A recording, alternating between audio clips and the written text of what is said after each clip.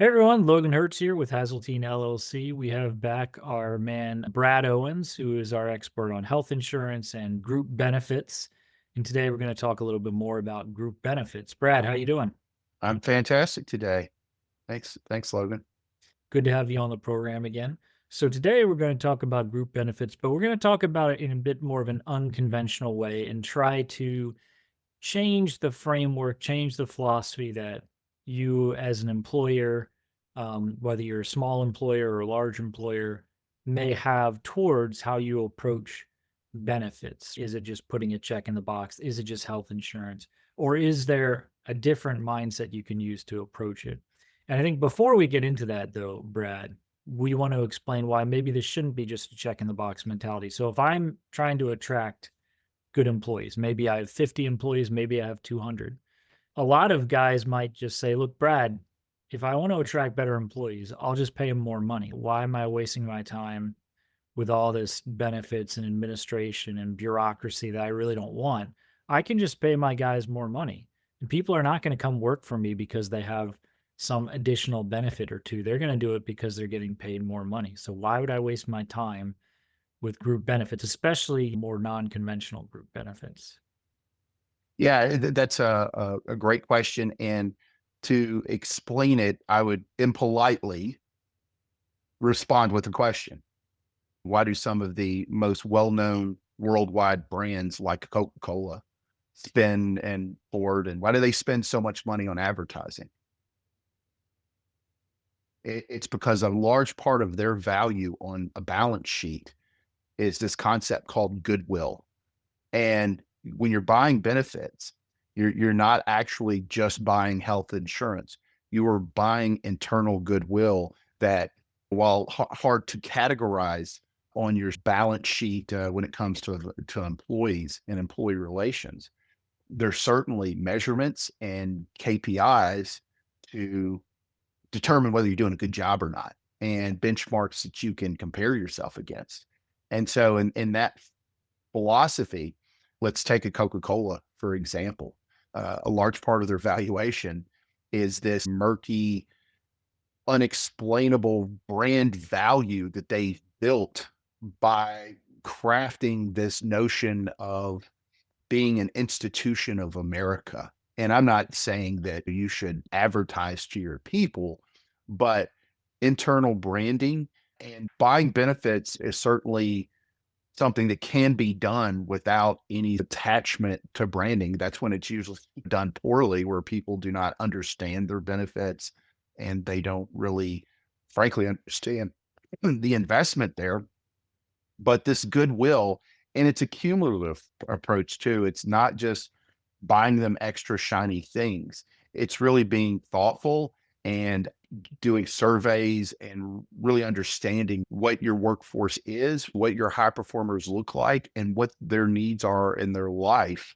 Because as employers, we ask an awful lot of our employees, we ask them to sacrifice a lot of time with their families. The workplace has morphed since COVID to not a 24-hour a day operation, but certainly beyond the typical 9 to 5. And so that sort of commitment that you're asking from your employees, you've got to have an equivalent commitment to them to ensure that you're meeting their needs. Because if you don't, somebody else will.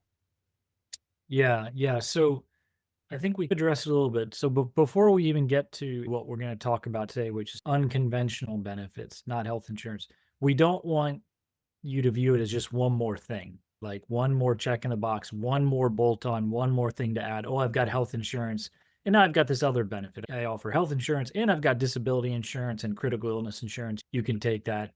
Okay, that's good.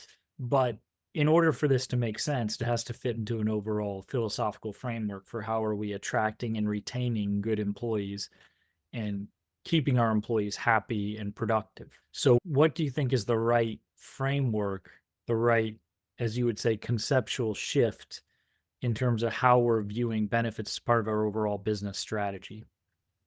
Sure. And the shift there is to view it as an investment in goodwill, an investment in internal branding, and those dollars, where they go and how they are deployed, the order makes a difference. Like, for instance, we'll talk about regular, typical, and traditional health insurance, medical insurance. There's been headwinds in that market for the last 20 years where the cost is so fast beyond inflation that hard decisions have been made when it comes to how much the company can contribute, who the benefits are offered to, whether or not dependents are offered coverage, or how much contribution is made on their behalf. So eh, that has taken up, I think, a lot of bandwidth. And during this entire time, technology and new approaches have been advancing in the background. I find that you get to a renewal season with a company, and if there hasn't been thought put into it well before that time, most years or many years, there will be a scramble to get the major cost driver there, which is the medical insurance squared away. And you look at, we're in January now, and companies that had a 1-1 renewal, they're looking back and it's like we had to fight and scratch and claw to really keep things as close to the way they were the prior year as possible. And it seemed like a struggle just to do that. And so I totally understand the reluctance for some to expand what you're doing. But I think it's more of being thoughtful about how you're deploying capital, being thoughtful of how you're investing. And some of these investments cost very little. Some of them cost nothing. And with the communications with around benefits, that's one of the most powerful things you do that costs nothing, that your broker consultant should be able to really help that and help you with that, and has seen what's worked and seen what maybe is not as effective, should be relying on them quite a bit. But then you know your workforce better than anybody else. So there's a constant opportunity to increase that knowledge and to know them even better. And so my point is, off cycle. Once you get to this time of year, you wipe the sweat off your brow. You got the renewal. The benefits are set for this year. Every year should be a time of, and not waiting to the very end when it's renewal season, of like taking a look. Why are we doing what we're doing, and what is the best deployment of our huge budget for these types of things? Yeah, and I think you see this not across the board, not just with benefits, but there's a communication and training aspect of it where if you're in software, a lot of effort is put into building the software and implementing it. But then there's not a lot of follow through on training the users as to how it's actually meant to be used. And you get a bad user adoption. You get a lot of people complaining because people don't see the value in actually sitting down and training those users on how to actually use the system. So what they do is they take their previous broken process and try to fit this new system into that, rather than realizing you can discard that broken process now. You don't need the spreadsheets anymore. You don't need that manual stuff. It's going to take an adjustment, but now when you use this new system properly, it's going to make your life a lot easier.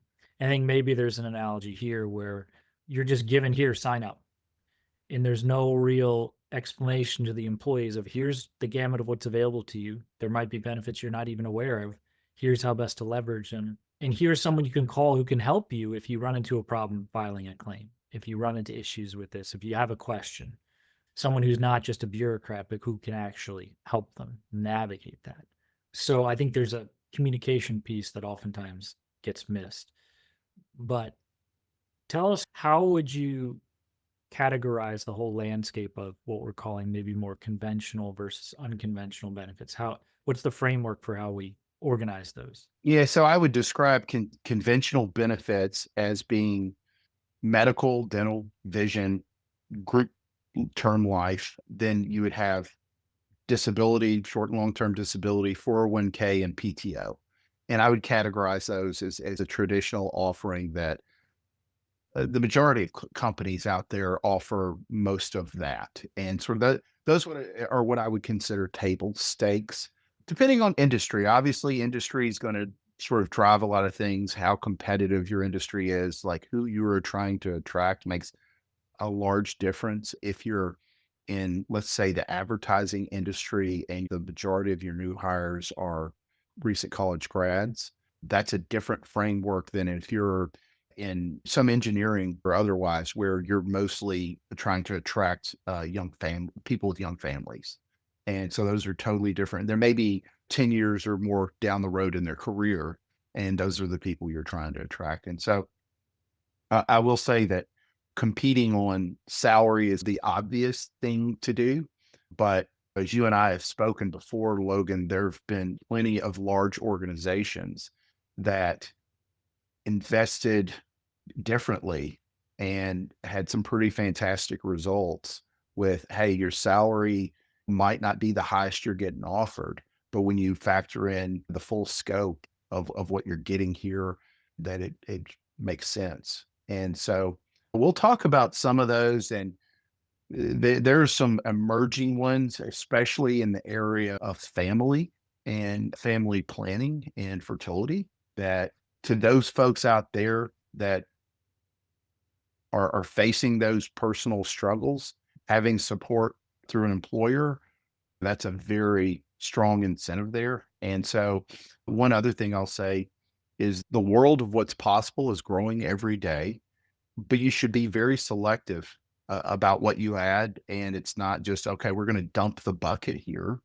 and we're going to add all this other stuff and not communicate it or overwhelm people and make a situation where it's impossible for them to uptake all this. I think you should be selective, thoughtful, and patient about what you add and how you look at it, how you quantify it, and the time horizon to judge the results should be a little bit longer, should have a little more runway, should not be, okay, I offered it. I told people about it in September. We had our open enrollment in October, and we had 10 people take it out of 200. And so then that's like, a failure. That is not at all the way I would look at it. I would commit to, if you're going to have a conceptual shift, that it's going to take more than one cycle to really communicate that in a positive way that people understand. So let's talk then about these so-called unconventional benefits. How do you categorize them? Why should they be offered? What's the value? Yeah. Yeah. So let's start with the value first. The value is this: if you compare the investment in one of these unconventional benefits, a dollar invested in one of these, there's two comparisons, two benchmarks to that. Number one is the obvious one. Do you get more than a dollar's worth of value out of it? So think in terms, everybody's watched HGTV and those rehab shows where they flip houses. And what things, if you look at your employee relations as a property. You've got the water, electricity, foundation. Those are your conventional benefits. All of those work great and are in proper. And that's all you really need, is to have a livable sort of place. But what would really add value in a way that's efficient? And what I would define as efficient is dollar in, dollar out. What's your return on a dollar worth of investment? That's a squishy, hard to know thing. But if you understand your workforce and understand who you're going after, or you have very structured KPIs like retention, like how many time to hire, that sort of thing. If you can see impact on those, then you can come up with an estimate of how that's helping you. So that's number one: dollar in, how much out. Number two is a little different in assessing the value, and that is a dollar versus a dollar spent on the medical plan. And so that's one that's a lot more forgiving when you're looking at these things, because many times employers, because of the nature of medical insurance, they are getting premium increases such that they have to reduce the benefits of the plan. They have to increase the cost to the employee, what they're paying. And so employees paying more and getting less. And that extra investment's actually generating negative goodwill. Like folks are coming out feeling worse about things rather than better. And so And that's kind of an extreme model there, extreme case. But if you're looking at it in comparison to the spend on the medical plan, there's many companies that are not super large companies that are spending half a million, $1 million a year on the medical plan. What would $5,000 or $10,000 deployed in this way do to offset the limitations that are baked into the cost of expanding or improving or even keeping the same the medical plan year after year? And so another part of this is it can be a tool to lessen the blow, to reconfigure the employee experience when it comes to judging the whole suite of benefits. Yes, my medical insurance went up this year, but we're getting this extra benefit. So maybe it's not as sort of a headwind as maybe it was before.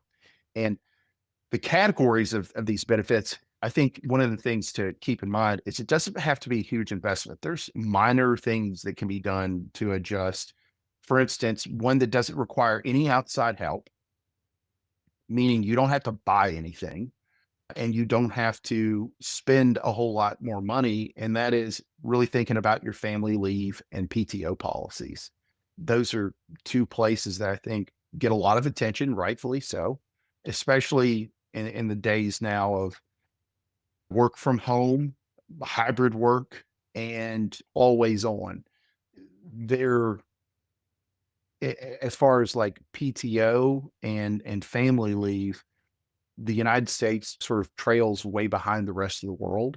And I don't think that you have to compete with the rest of the world, but understand that those sort of things are really easy targets to make minor changes that could have been big impacts.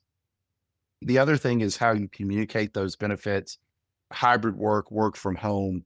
There's tools you can use to support them that don't require any outside vendors that you have to use. And then there's policies where you do use outside vendors. And I would define those as obviously insurance products like voluntary benefits, which would be accident, critical illness, hospital indemnity, cancer policies, things of that nature. Prepaid legal, one that comes to most people's mind when you talk about non-conventional benefits is pet insurance. Pet insurance is something that gets talked about a lot. I don't see the actual demand matching what employees will put on surveys, but in any event, those are some outsourced insurance options.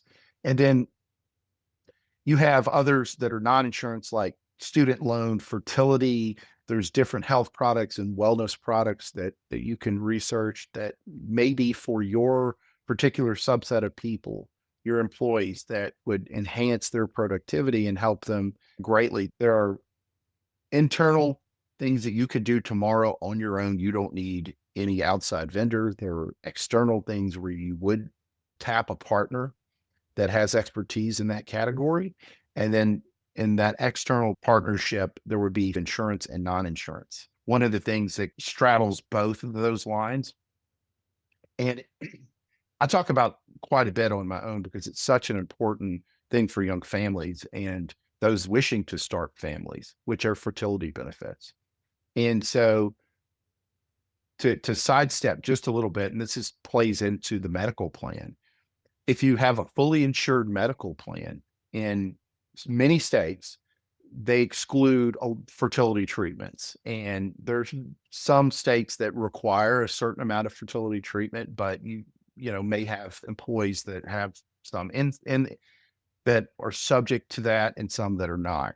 Assuming that you're in a state and you have a fully insured health plan that does not contain those fertility benefits, you can either partner in and outsource with a fertility benefit provider, or you can create your own health reimbursement arrangement for fertility benefits. And so, working with a consultant, I've helped set up those plans, which are health reimbursement arrangements that fall under Section 105, that are opportunities to really speak to a certain subset of employees that you're trying to attract people in early family formation times of their lives.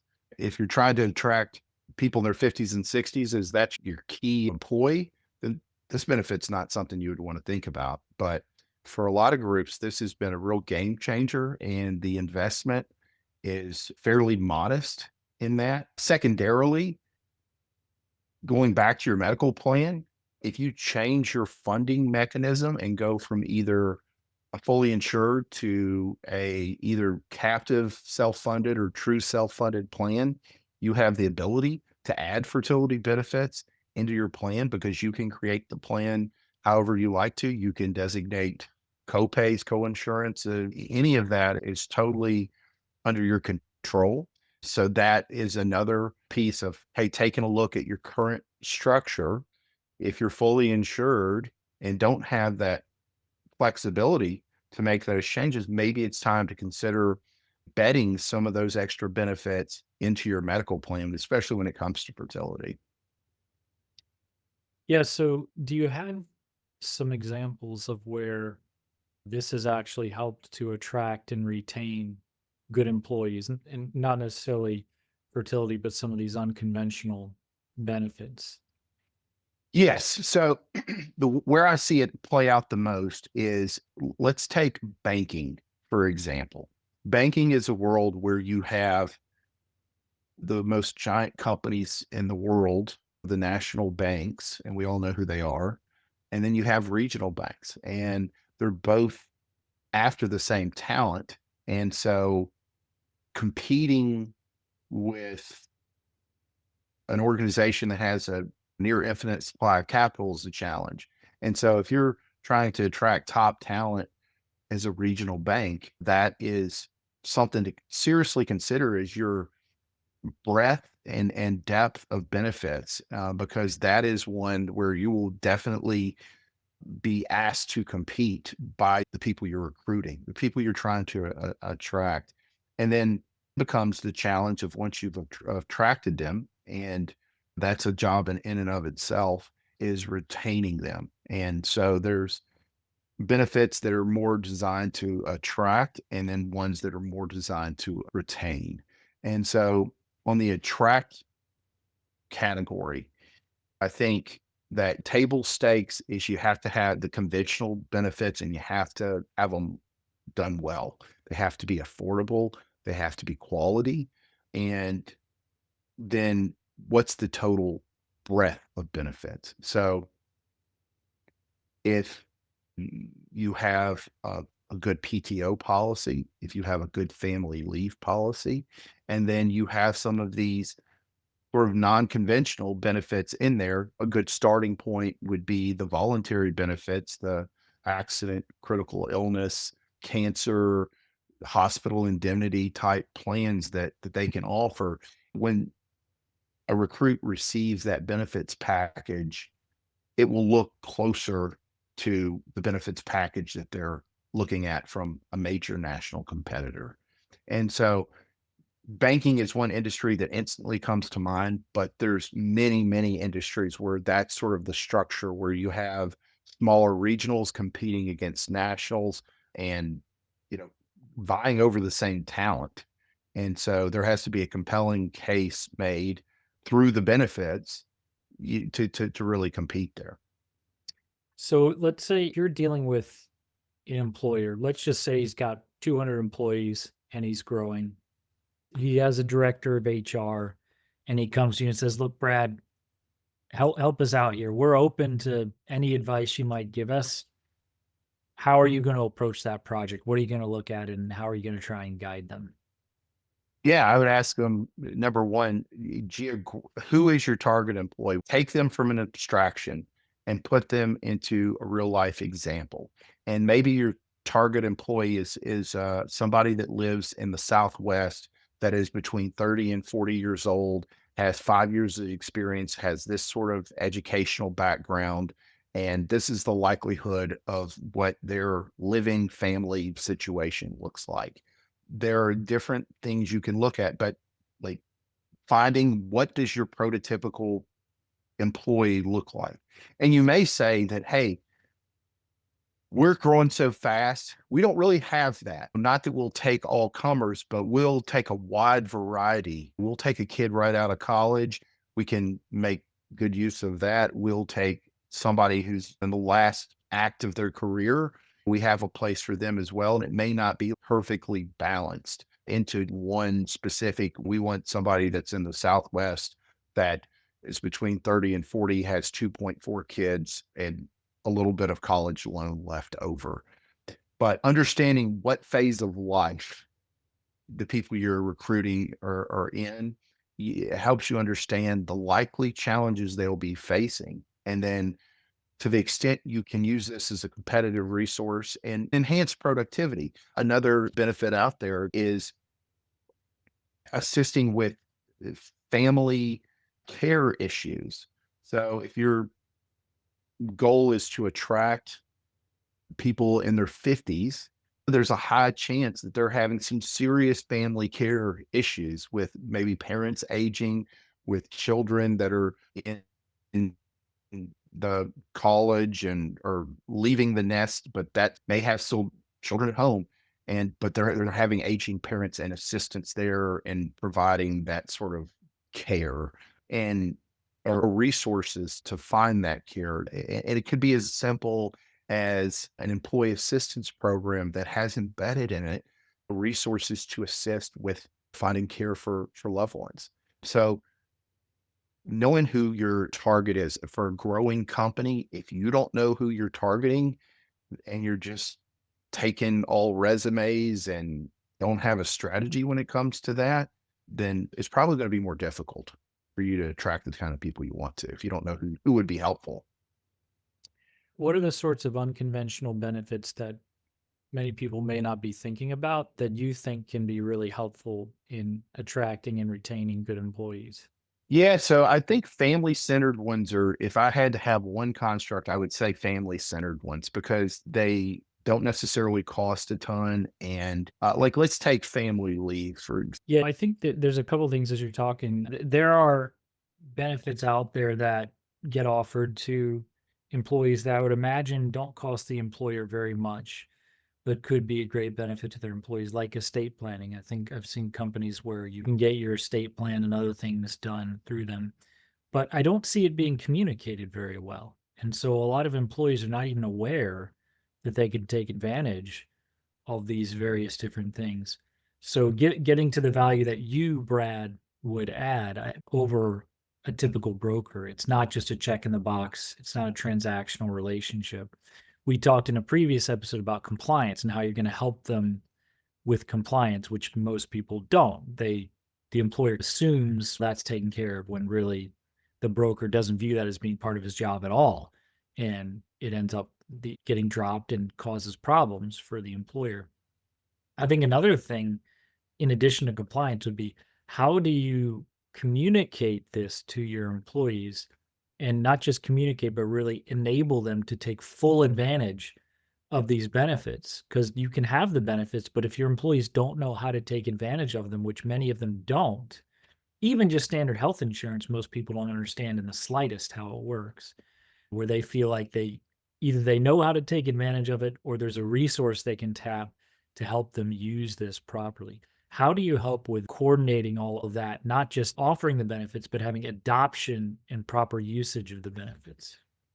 well, I'll say that there is no innate or special skill. It is a time and pressure and continual messaging in different ways, and it takes longer than you think. So, to your point about the employee base not really understanding their core benefits, I've seen studies that suggest that 60% of people don't understand how medical insurance functions. And I'm not talking about who pays what when to what provider and how that money flows. I'm not talking about any of that.